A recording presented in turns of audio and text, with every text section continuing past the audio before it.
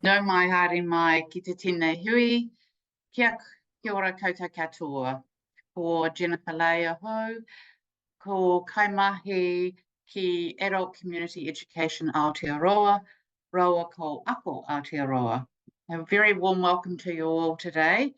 Great to see so many of you online, especially so early in the year. Fantastic, love your commitment. So welcome to this first of a series of modules around adult teaching. So today, yes, session one. Yes, there it is, exciting, session one of a series of 12, the first of a series of online modules about adult teaching. And so today's one, as you can see, is around cultural mosaics, exploring diverse tutor practices to create effective learning environments. So the titles for each of these modules were derived from the ACE teaching standards. And some of you, I recognise already online, have done the ACE teaching standards workshop, Successfully Teaching Adults. That's a face-to-face workshop. So this is all new content, but if you're interested in the one-day face-to-face, feel free to contact myself, Tai or Viv at ACE Aotearoa, and we can arrange that. That's a free professional development day for your team. Shortly, you'll have a chance to write in the chat your names. Thank you, everyone. But I just wanted to just say that this module is connected to the teaching standards, which also are broken down into 17 indicators. So today we're looking at teaching standard 1, and in particular the indicator of 1.1, demonstrating knowledge and understanding of the social, cultural and physical influences on learning. So looking at all contexts of learning. So you can see I've put the link there if you haven't come across the teaching standards before. So feel free to have a look at the website there. As I said earlier, here's a chance for whakawhanaungatanga. That's an opportunity for introductions. So I'd love to hear from all 31 of you, but I'm sorry that we are here just for a short time, but I can see that I've got a number of people who've already put their information in the chat. So that's great to see you all from all parts of the country. And fantastic. Thanks very much for writing in your names there. Some of you have written your roles and some of you have said where you come from in the country. Lovely. So great to see you. And you will have an opportunity actually to talk shortly.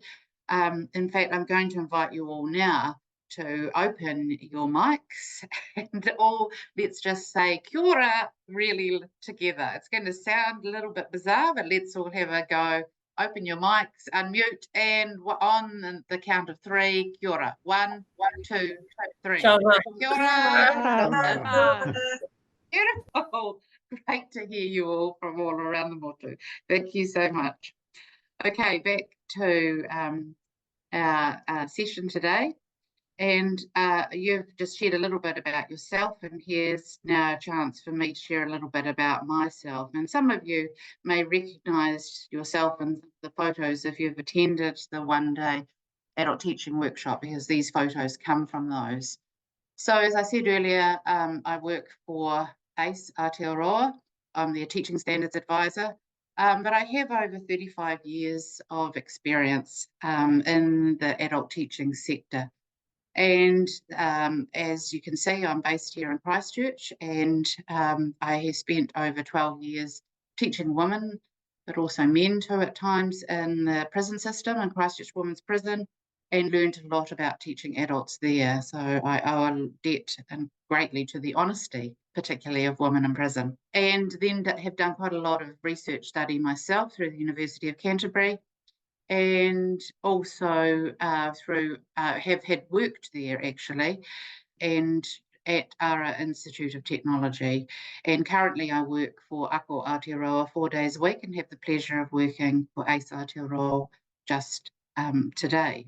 I like to start with a whakatauki or a proverb, and I thought today's one was particularly fitting because it's about an effective learning environment, and I really like the idea of he wahi mō te katoa, a place for all of us to feel comfortable, to feel safe, and hopefully learners in whatever environment they're in feel that, and I'm sure many of you do in the environments that you're working in already. This is our kaupapa, our contents for today, and you'll notice that whilst I'm covering off effective learning, diversity and universal design for learning, please note that it isn't only an hour session, and so I will be just covering off some of these in a very general way. What I've hoped is that if you want to find out more, you can look in the references afterwards, and also feel free to write in questions or contact me later as well. So this is definitely an overview in the next 60 minutes. Now, what is an effective learning environment? What does it look like for you? And some of you may have had the opportunity to look at the handout that I sent out earlier. And you may have seen that I provided a link to a very good article called some research recently published by Ako Aotearoa called Ako Explored. And in that there was a link to that, and it was all about some ideas about effective learning environments. But I'm interested, obviously, in what an effective learning environment looks like for you. There's plenty of research that tells us what it looks like, but what does it look like for you? So feel free, please, now to write in the chat. Or would anyone like to offer what an effective learning environment looks like? I like sitting at the back of the class and getting the students to work on the whiteboard. Because they're adults, I like their input. I'm not just up the front doing my thing. Fantastic, Marie. I really love that. What a great concept, really switching it. Yeah, that back of the class approach. Thank you. Anyone else have anything? Or if you don't want to say it, feel free to write in the chat too. I'd like to share. For me, an effective learning environment, it's clean, tidy, it's welcoming, it's calming space, and it's interactive when you're learning. Kia ora, thanks, Atamira. Yeah, I really like that. Calming and yet interactive. Yeah, so lots of opportunities for adults to interact. But I like the other words you use too about it, being clean, tidy, so something that learners feel safe in. And thank you. I see some other ideas there about being meaningful to learners, to what they want to focus on, rather than I will tell you what to learn. Yeah, I love that.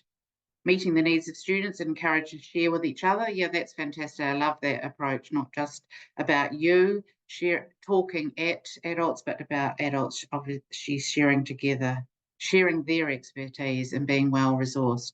Great, thank you. You've got lots of knowledge there. And that's no surprise to me that you have, lots of knowledge there, because that's one of the key components of adult learning theory. And I just wanted to draw on that research, because it really resonates as far as an effective learning environment's concerned, because according to the research undertaken by Malcolm Knowles about what is important for adult learning, we know from his research, and I'm sure you know as well, and you've already articulated it, those of you who have spoken and written, is it's when adults are respected, their prior knowledge and experience is acknowledged, and that's a really key one for working with adults to make the environment as effective as possible. As Atamira and Marie and others have said in the chat, they feel safe in the environment. That's a great environment for them to be in. They feel comfortable, and their learning is relevant to their lives. That's something else that, it's not, and one person, I'm sorry, I'm not sure of your name there, Dee Bowman there. Yeah, meaningful to learners, what they want to focus on. So it's relevant. It's not just what I'm talking about. And finally, as Atimira said, it was about feeling engaged, and being relevant too. So I think those principles of teaching adults really help us with thinking about an effective learning environment. And I've also found some research that I hadn't come across before. So this was some research about 5 research-based components of learning environments that empower learners. You see, I put the link there, and this was also in the handout. I really like this work from Jodie Britton, because I thought it really encapsulated in one model some really key ideas about learning environments that empower learners. There's a little bit more about that information here, about that model here, And I just want to highlight some of the key points that I gained from reading her article there. And I'm sure many of you will be familiar with this. So as far as developing social emotional engagement, I really liked the idea of encouraging people, letting them try, but interestingly, letting them fail, but reflecting and learning from the failure. And I think that was a concept that I, often don't see written, but I really like that idea. If it's in a safe environment and people feel comfortable to not quite get it right the first time, enable them to reflect and learn from it. And then there's the concept of the next box, the grey box there is about developing self-direction. For that one, I really liked playing to their strengths and using their strengths. And of course, I'm sure many of you, again, will be using that as a way of working with your learners. As far as continuous feedback was concerned, I really like the last point there. You're establishing feedback as a routine, you're encouraging reflection on the feedback, but importantly, asking at the end, what did I learn? Again, I know many of you, because I've spoken to many of you, and many of you as educators around the country will be familiar with the concept of feedback and reflection. But I really like that next step to make sure that we put in the so what did I learn, and enabling learners to articulate that. And I think that always makes our learning environments as effective as possible. And certainly at the end of this session, I'll be asking you the same. So what? Was there anything that you'll do differently after the 60 minutes that we've had together? Access to digital tools was a new one for me. New from the point of view as I don't often think about it in regards to effective learning environments as a key component. I guess I just see it as part of the resources. So I was interested in the fact that Britain decided that, it articulated this is that really empowers learning. And of course it does, but I just guess I hadn't seen it as one of the key components myself. But what she writes there is about engaging with different digital tools and, of course, allowing space and time for everyone to troubleshoot with technologies. So that's a new one for me, but good to have that included with all the other approaches there to empowering learning. And then the final one there in the learner motivation, I liked the idea, of course, of enabling success. So, and promoting success, really, enabling people to achieve that will make learning environments incredibly successful. That's our first part around effective learning. I'm going to look briefly at diversity now. Were there any questions anyone had? There was a brief question earlier. Wouldn't that include all resources? I teach sewing, so sewing machines. Oh, yeah, for sure, Joe. Thank you. Yeah, I think you're right. Yeah, so the digital tools, yeah, is not just digital tools as an iPad, etc., phones, laptops, but yeah, would be the resources like sewing machines too. Yeah, I hadn't thought about that, but having access to them, yeah. Thank you for alerting us to that. Great. Okay, so let's move on to looking at the big topic of diversity.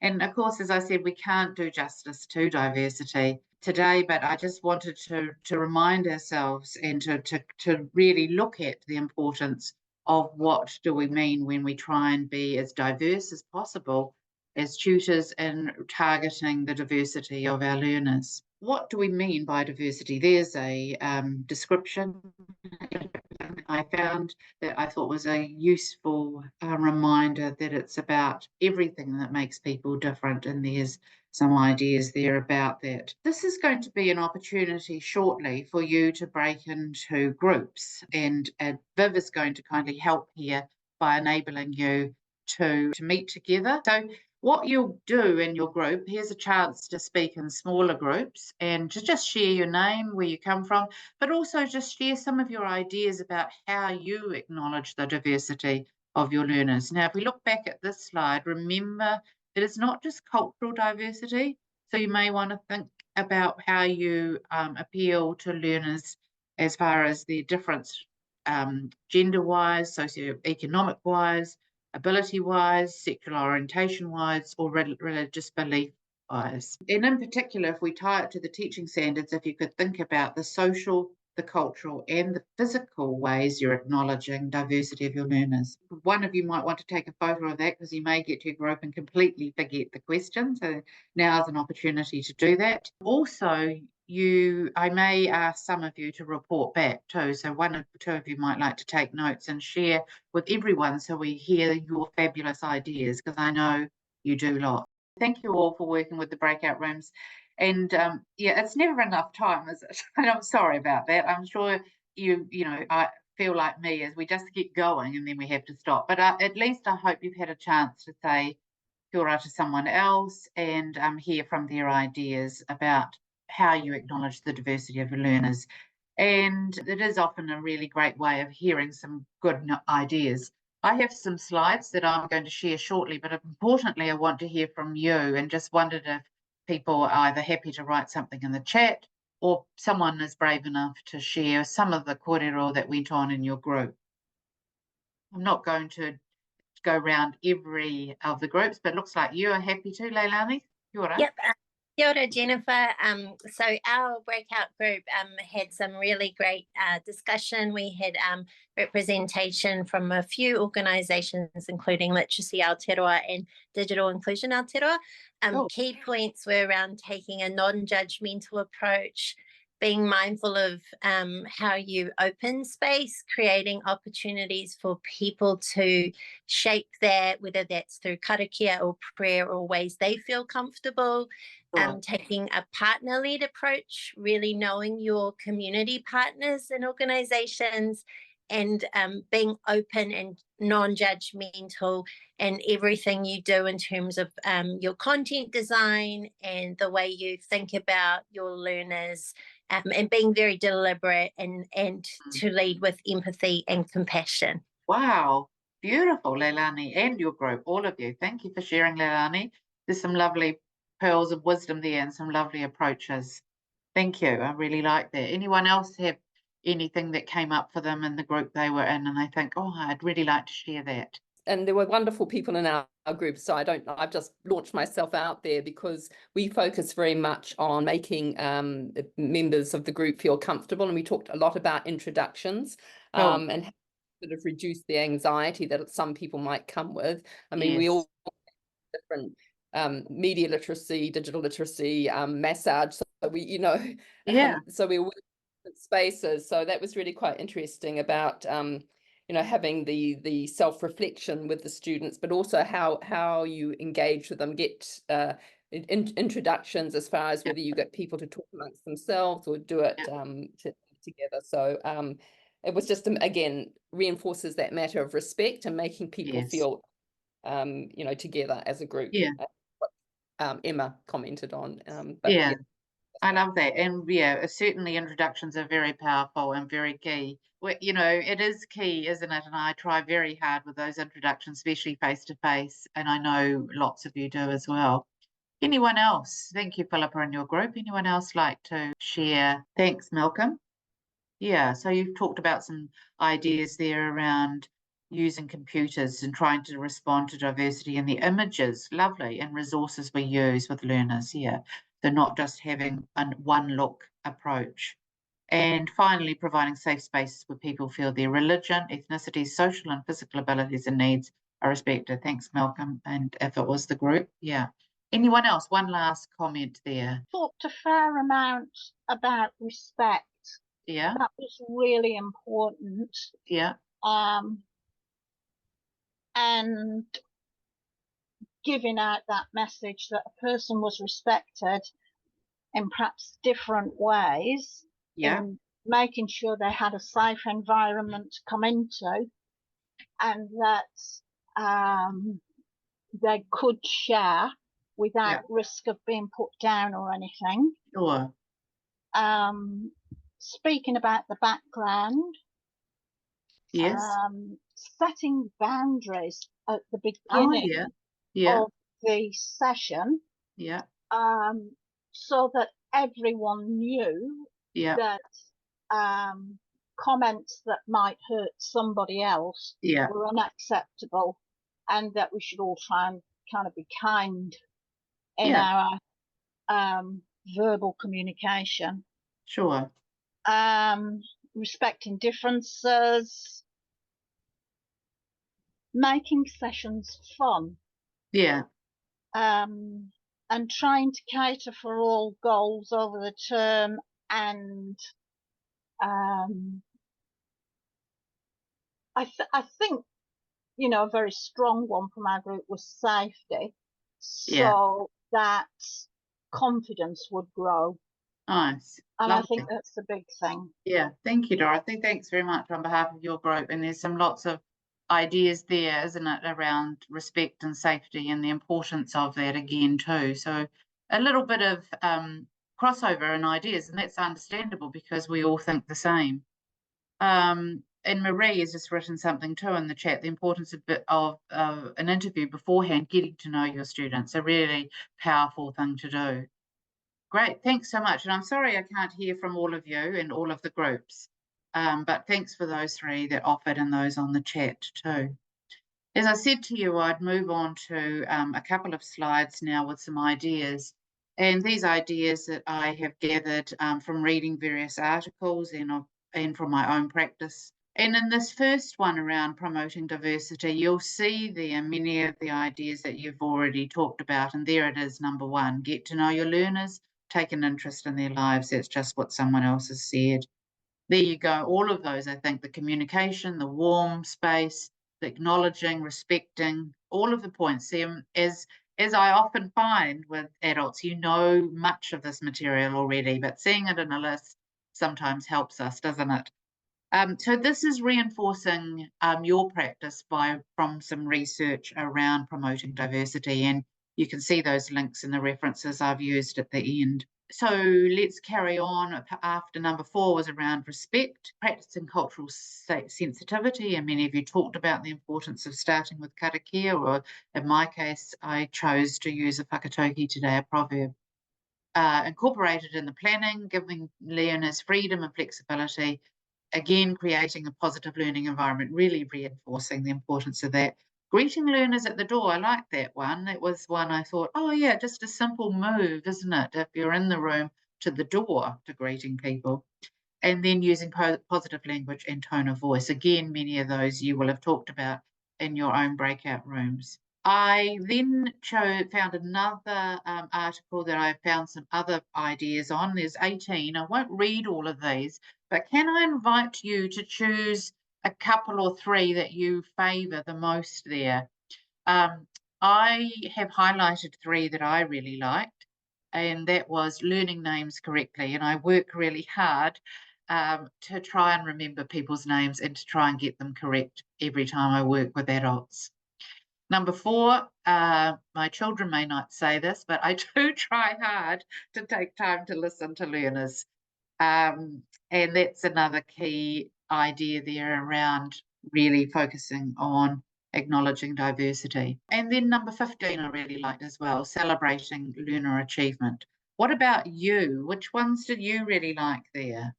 And some of those you may or may not be able to do. You might not be able to have a shared lunch. You might not feel, what is number 7? Number 7, okay, thanks for asking. So that might be doing, as it says, alternative learning options, like going off site. So noho marae is the idea of staying over on a marae. It may not necessarily be a marae, but it may be another site. So it may be the sort of program that you can actually move away and study somewhere else. And same as wānanga. Wānanga is the idea of having a focused time together. Sometimes people call wānanga a learning meeting or a learning session, an in-depth learning one, which may be a little bit different from the course sessions. So you may have a one-day wānanga perhaps. Hopefully I've explained those well. Please feel free to add more if I haven't in the chat. Hope that's okay for you, Andrea. Yep. So which ones do you like? Yes, you like number 3? Yes. Oh, you want to know about that one too? Or is it number 3? Mihi mihi. That's, yeah, self-introduction. So introducing ourselves. Which ones do you like? I like to use number 7, so wānanga Yeah. noho marae as an alternative learning option. Sometimes the classroom environment isn't the right environment. It doesn't meet the needs of especially Māori learners. So finding somewhere else where they're engaged and they feel safe and welcomed. I also like number 8, whānau engagement, whether you're Māori, Pākehā. I feel it's really important for adult learners especially that their families are involved and they're aware of the learning journey so that they can support them from home where it matters, to encourage them to grow and continue to learn on their journey. And lastly, 12. So begin sessions with karakia and waiata. I feel like it's just a nice way to open space. But I must mihi to you, Jennifer, for your whakatauki. I thought that was a lovely way to start our session. Thank you. Thanks, Atamira, and lovely. Thanks for sharing those concepts and really emphasising how you use those in your context. Jennifer, I just wanted to say something about modelling inclusive language. Yes. For the first time in my teaching career, I'm starting to see a lot of transgendered people come through. Yes. And we did a lot of work with our learners before, like we disgendered the toilets. Yes. And we talked about that language before the learners started. Yes. So that's one I think we've got to get. You know, it's my personal challenge to me and the rest of us. I think the world has changed and we need to make sure we're changing with. Thank you. That. What was your first name, please? Daniel. Daniel. Thank you, Daniel. Yeah, I really appreciate your comment and your challenge to yourself. I myself have pulled myself up from not dividing groups into male and female anymore. And I know what you're talking about, and I really appreciate that you've raised that. And thank you everyone for your comments there about the different ones that you like there. Number 17, talking about achieving their goals. A lot of you like that one. A lot of you like mihi mihi. A lot of you, or not a lot of you, sorry, I was just scanning what I'm seeing there. 16, offer extra help. Yeah. Number 11, write up a plan of the day. So yeah, I think sometimes some of these we can overlook, but all of them on their own, you know, are really key to creating an effective and learning environment where the diversity of our learners feel welcomed. 1 is important, says Joe. Yes, and 14 works in my open teaching model. Number 14, using a range of settings. And anecdotal, so I use 10 all the time. Yeah, good on you, Joe. Lots of people really love hearing stories from their kaiako. 11 is important. Yeah, thank you, Susan, too, writing a plan.